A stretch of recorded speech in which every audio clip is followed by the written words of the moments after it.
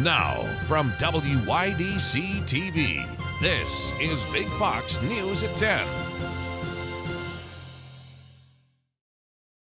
We begin tonight in Corning. A deal has been reached and lawmakers will soon be voting on new COVID relief measures. Matt Kleinditz talks with one local business about how this package will help. Good evening. Local business owners I spoke with say despite taking a while, they're happy a deal was finally reached to help citizens and small businesses. People do need relief. Businesses do need relief. A deal was finally reached in Washington. On Sunday, lawmakers in both chambers agreed to a $900 billion relief package. The package includes an extension to the Paycheck Protection Program. And while they didn't apply for PPP loans initially, the owners of Crystal City Olive Oil say it's important to include in the legislation. For many businesses, that's really like a lifeline for them to kind of get through this period, to be able to get through it. The bill also includes $600 stimulus checks and extensions on rental moratoriums. Without that relief, the Oppenheims say the trickle-down effect would negatively affect small businesses and the city of Corning. If the consumer is not receiving money in order to buy products, then the small business will not be able to stay in business. It's one of the attractions of why people come and live in Corning is that there's a nice downtown, there's unique shops, but if without some relief, if those go away, it's not going to attract the people to come live in a nice small town like that. They're happy a deal was finally reached and are appreciative of the Gaffer District and local residents for supporting small businesses. I think communities are really trying to keep their community going. Reporting from Corning, Matt Kleinditz, Big Fox, WYDC. A new COVID-19 vaccine, this one from Moderna, is starting to be distributed around the country. But it will be months before most people can get a vaccine. In the meantime, the coronavirus continues to rage across most of the country. John Lawrence has more. COVID-19 infections, hospitalizations, and deaths in the U.S. keep climbing. It will get worse because we still are experiencing the outcome of the Thanksgiving holidays. According to data from Johns Hopkins University, the number of known cases in the U.S. doubles about every 2 months, and health officials say expected holiday travel this week will likely feed the surge. Exactly what the numbers may be, I don't know, but unfortunately, they're going to be higher than what they are today. To combat the ongoing threat, the U.S. has a new weapon to fight the deadly virus, a vaccine from Moderna.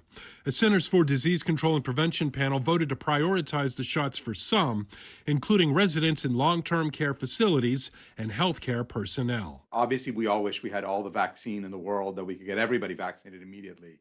But I think this tiering saves lives, probably does the best on reducing transmission. There's also a new variant of COVID-19 detected in the United Kingdom, causing some countries to suspend travel from the UK. It doesn't make you more seriously ill, but it does spread more readily, and the vaccine should continue to be effective against it. I'm John Lawrence reporting.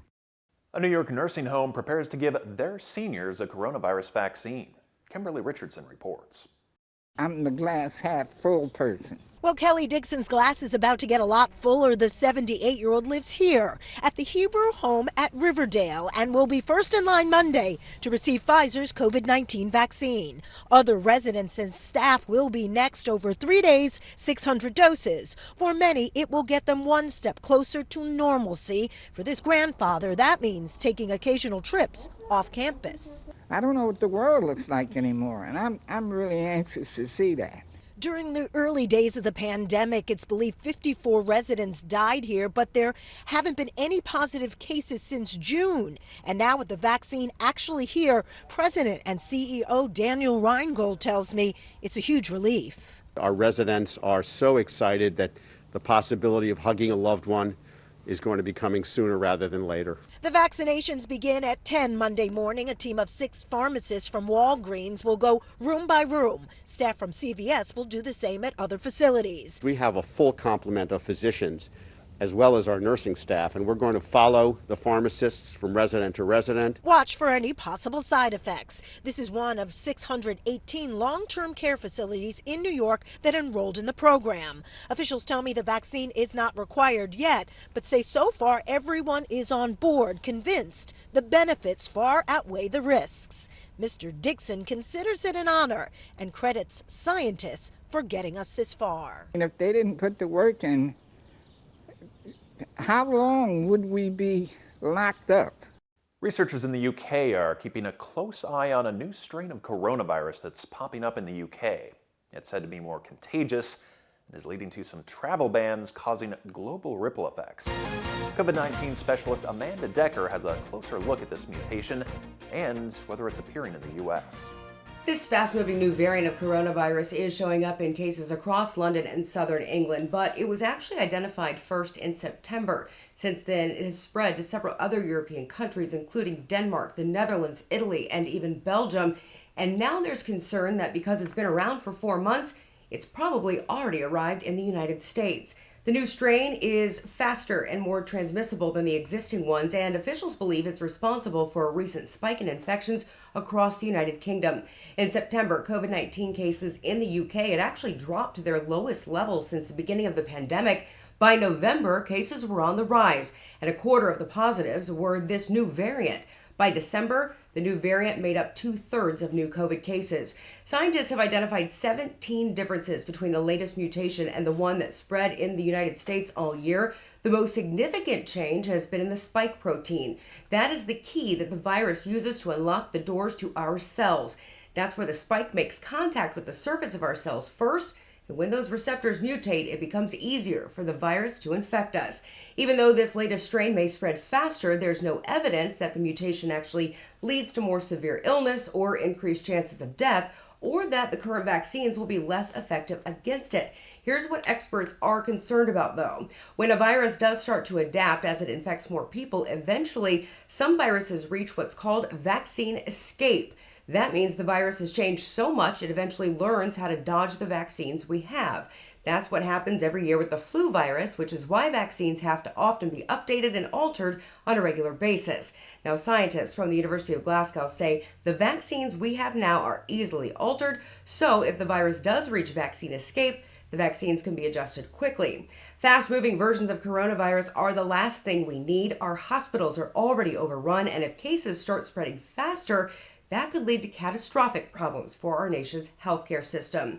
Although European countries and Australia have imposed temporary travel bans because of this latest mutation, trying to prevent it from spreading to other countries, the United States has yet to follow suit. I'm COVID-19 specialist Amanda Decker reporting.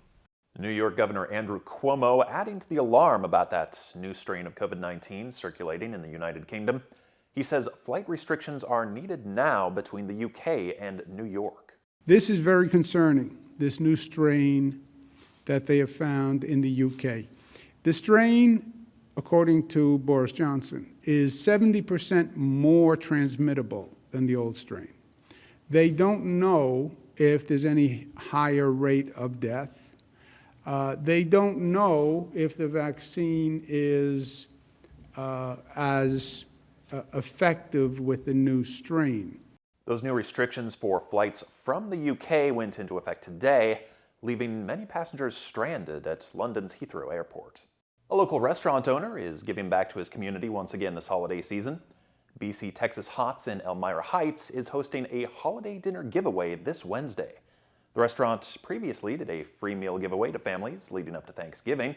This event starts around 5 o'clock on Wednesday and will continue until all the food is gone.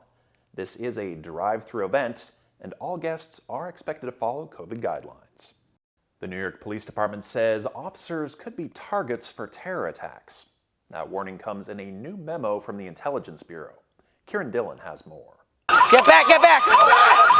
Just this past June, 3 NYPD officers were attacked in Brooklyn. 1 stabbed and 2 shot in what's being described as an Islamic terrorist attack. And who can forget this violent hatchet attack in Jamaica, Queens on a group of rookie cops in 2014, also deemed an act of terror. The NYPD is now warning its members about attacks like these. A new Intelligence Bureau memo sent to uniformed members Friday says law enforcement and military personnel remain prime targets for violent extremists. The memo outlines recent threats from traditional al-Qaeda-aligned networks, as well as anarchists and neo-Nazis. Threats include lone wolf attacks and knife-wielding assassinations. Security expert Manny Gomez says it's no surprise extremists are planning attacks while Americans remain distracted. First, by the COVID crisis, and second, by anti-police sentiments. They're capitalizing on the fact that defund the police and anti-police issues. They're targeting police officers when they have less resources than they had before this. The Police Officers Union releasing this statement in response to the memo. PBA President Patrick Lynch saying in part, "In today's anti-police environment, these threats are more serious than ever before. Those in power who use their platform to demonize police officers need to realize that their words matter. They are giving inspiration and encouragement to violent extremists of every stripe." Meanwhile, police and experts encouraging officers to remain vigilant. When you come in and out of your precinct or wherever you work out of, you have to be aware that there may be people that are watching you, surveilling you, following you to see where you go, to see where you live. Still ahead tonight, as coronavirus rages across the nation, so does food insecurity. I've always been hesitant about coming because I'm sorry. I would hate for me to get the last of something and the person behind me be in a worse position than I am. We take a look at one food bank that says distribution of groceries has doubled since the pandemic began. Here's your local stock market update from Big Fox.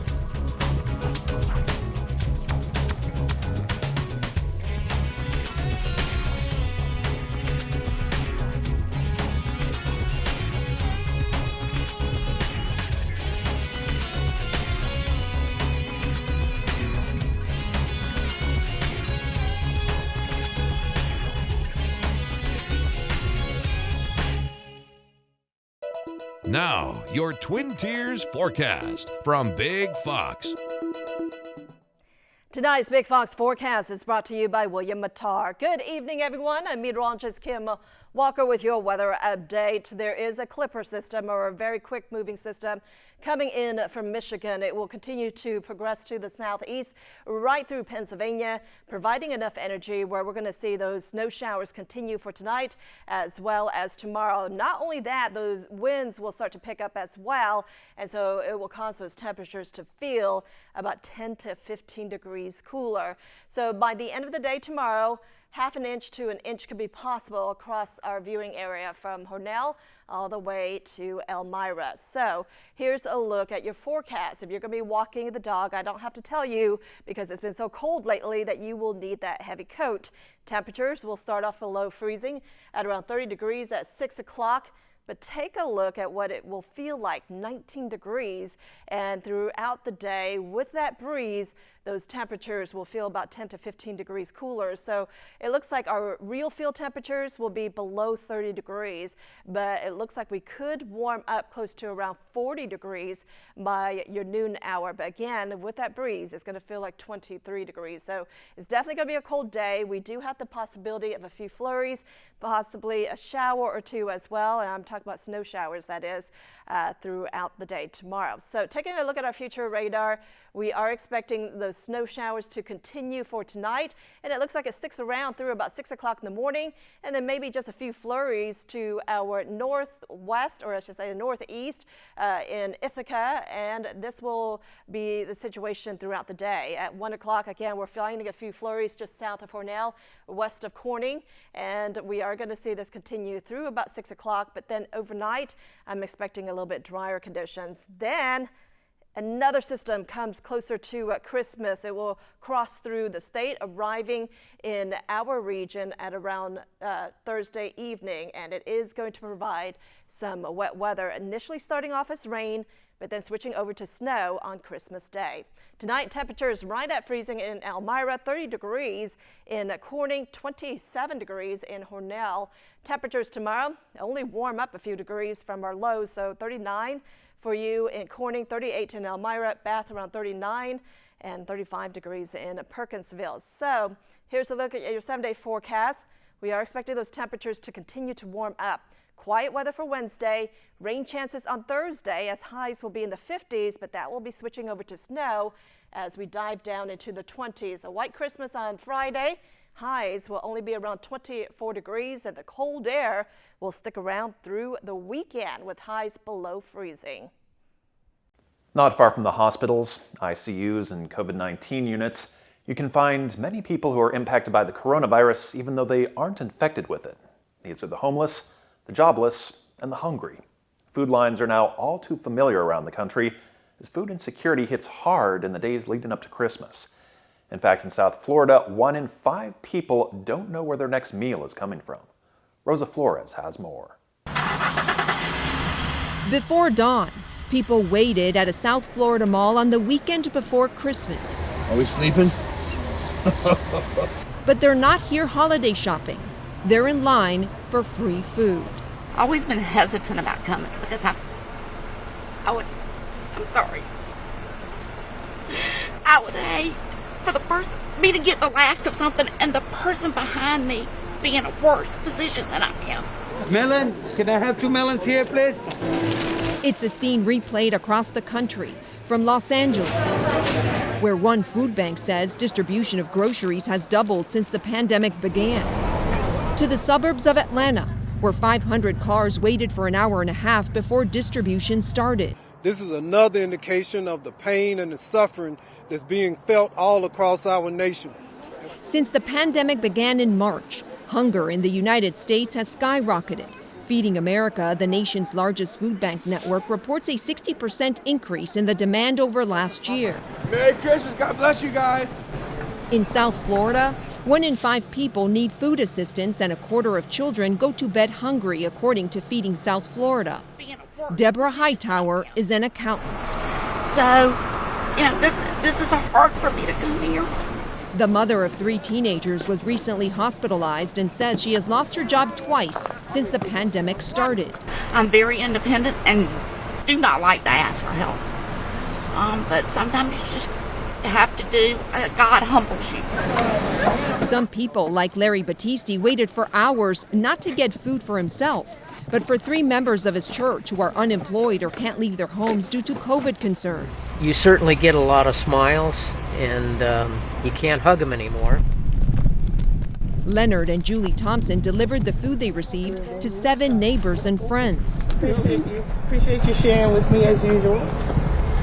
As the pandemic surges, demand for food Merry Christmas is expected to grow. I'll see you soon. It's called the most wonderful time of the year, but doctors are worried this could be a truly dangerous time of the year. As Britt Conway tells us, they're encouraging you to stay home for the holidays. We actually do have a light at the end of this very long and dark tunnel. But getting there without losing more and more people depends on what we do now. That means each and every one of you doing your part while we do our part at the federal level. U.S. Surgeon General Dr. Jerome Adams says you can start by taking a long, hard look at your holiday plans. The safest way to spend the holiday this year is with the immediate members of your household. Dr. Anthony Fauci agrees. Nobody wants to modify, if not essentially shut down, their holiday season, but we are in a very critical time in this country right now. Even with 2 COVID-19 vaccines authorized, the virus continues to ravage the country. Both doctors say we need to remain vigilant. We've got to not walk away from the facts and the data. This is tough going for all of us. We want to get as many people as possible to Easter, to Memorial Day next year, to the 4th of July. Dr. Adams knows not everyone will listen. If that's the case, he says testing needs to be a priority. If you gather with people outside of your household, especially without a mask, then we recommend that you get tested 4 to 5 days after that gathering. Get tested before you travel, too. And there are a number of other safety tips on cdc.gov. Being outside, good ventilation, making sure there's plenty of hand sanitizer. All with the hope that this time next year, we'll have one more reason to celebrate. Together, we're going to get through this. An employee at a Florida fast food restaurant got the tip of a lifetime. Claire Metz has that story. Thank you for your amazing customer service and for being friends to all of us. Happy holidays, Joe. God bless you. I am overwhelmed. Joe DeCiccio showed up for work at the South Daytona Taco Bell, greeted by strangers who consider themselves friends. The 70-year-old, who's been at the restaurant for 20 years, is fondly called Taco Bell Joe in the drive-thru lane. So beloved, they handed him a check for over $6,000. Oh, we love you. And I'm going to do my best to live up to it and to light a little candle in every heart of every person that I meet. Trisha Filippi created this Facebook foodie group to spotlight local restaurants and staff during the pandemic. Members of the group decided to vote for a favorite employee. And he won. He won by a landslide. And the great majority voted for Taco Bell Joe. An initial gift of $50 soon swelled to thousands. To just be part of this and to see this man so touched, it is life-changing for me. So I'm very, very grateful. It's my customers that I owe this to. They bring out the best in me. It's them. I couldn't do it without their help. The Facebook site was filled with sweet comments about Taco Bell Joe. Seems everyone knows him. Sydney Chichone nominated Joe. He just brings a smile to everybody's face. Just interacting with him in the drive-thru just brings so much joy. Raj Gohil was among the hundreds of cash contributors. You could have the worst day, and by the time you get through the drive-thru there, you're just smiling. Everyone was smiling here, including Taco Bell Joe, who never realized how many people he's touched. They give me strength. They give me wisdom. They give me vitality. The U.S. Air Force making history, graduating its largest class of female test pilots and engineers. The small but record-breaking group of 5 women graduated Friday from the test pilot school at Edwards Air Force Base in California. The flight test involves the Air Force's top pilots and engineers working to develop and test new technology. The school only accepts 45 of the best and brightest pilots and engineers each year. The 5 women graduated in a class of 24 students. Out of a pool of around 250 to 300 applicants, usually less than 10% of those applicants are women. In its 76-year history, about 80 women have graduated from the school. Spotted inside a store, but by design, a camel. In these pandemic times, even petting zoo animals need to stay busy. So, in Las Vegas, some of them are out and about, spreading a little holiday cheer. And Kirika Azuka has that story. You may have seen this video on your social media feed. A camel going into a local Bath and Body Works store. Most people are not used to seeing camels, and anytime we take him anywhere, it's always a big reaction. That camel is 2-year-old Abraham.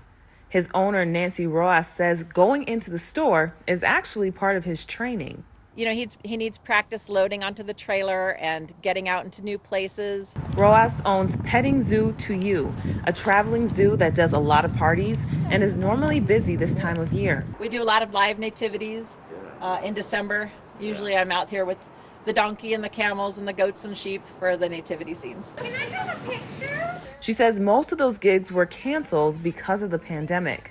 All of that income pretty much disappeared. I've had to let most of my teen helpers go. I didn't have the income to pay them. I had to come back on some animals too. Just, couldn't afford to feed them all. Look, I brought a donkey to visit with you. Oh, good morning, good morning. These days, she brings the animals to assisted living homes. These residents are kind of stuck in their room right now, so we're just walking around the outside of the building and we're visiting with them, waving and bringing some cheer and making some people smile. Merry Christmas! She says she's hopeful things are better next year so she can keep doing what she loves.